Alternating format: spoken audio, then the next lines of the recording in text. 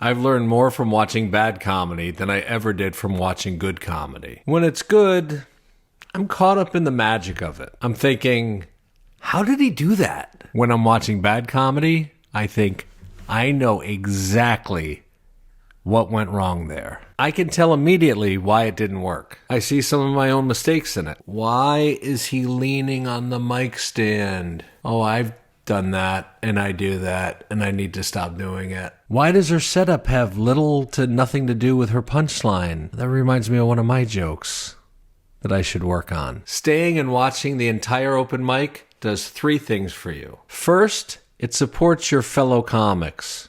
How many times have you gotten that last on the list slot of 20 people and you're going into the 3rd hour and you're like, yeah, nobody's going to be here. This is a waste of time for me. It sucks, doesn't it? Make a pact with the other comics that you're all going to stay for each other's sets. If somebody doesn't want to do it because they're too cool for school, maybe don't help them out as much. Why are you helping people that aren't helping you? Again, I'm huge on helping each other, but you only have so much time and resources. That's called positive peer pressure. Some people will have legit reasons. Of course, there's exceptions to the rule. I don't want to see a bunch of comments about, well, I have kids or I have to get to another open mic. I get it. I'm talking generally. Otherwise, these videos would be 14 hours long. Second, it supports the room. These venues that are hosting the open mics, they don't have to do it. If it's a 2.5-hour open mic and the last hour is usually empty or close to empty, they might put a trivia night in there. They might bring in a DJ, or they just might cut the time down and have it open to the rest of the bar. So support the places that are supporting you, whether directly or indirectly. Tip well. Be nice when you're there. Be agreeable. Be easy to deal with. And finally, watching as many comics at an open mic that you can tolerate is going to help you be a better comic. You've probably seen your fellow comics' material already, but watch as they try to craft it and what helps it along or what pulls away from it.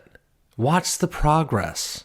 Give each other advice and tags for their jokes. Always ask them first. That's key. You have to get their permission because otherwise it seems like you think you're a big know-it-all. So what I like to say is, hey, I have a tag for that joke. Are you cool with that? Would you like to hear it? Or, hey, I have a suggestion for one of your bits. Are you cool with me talking to you about that? Only if they say yes, then give it to them. But realize comics are very sensitive when it comes to their act, to their material. They may think that you're beneath them, or they just don't want any meddling, or they have it all under control. Ultimately, they know best about their own acts. So do it in a friendly, kind, welcoming manner. It's like you'd like to give them a gift, but you have to get their permission. By watching as much bad comedy as you can fix your own act. It's like being in a laboratory. You're watching the process and how it works, not just from your own perspective and what you're doing with your act, but everybody else going up. It's a tremendous opportunity.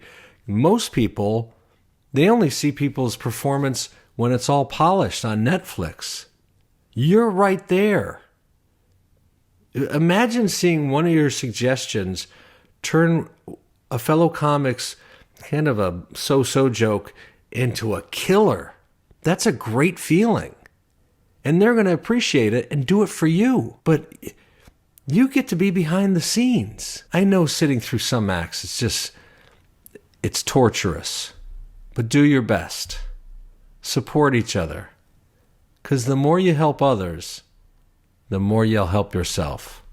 Thanks for watching. I hope you find my channel again.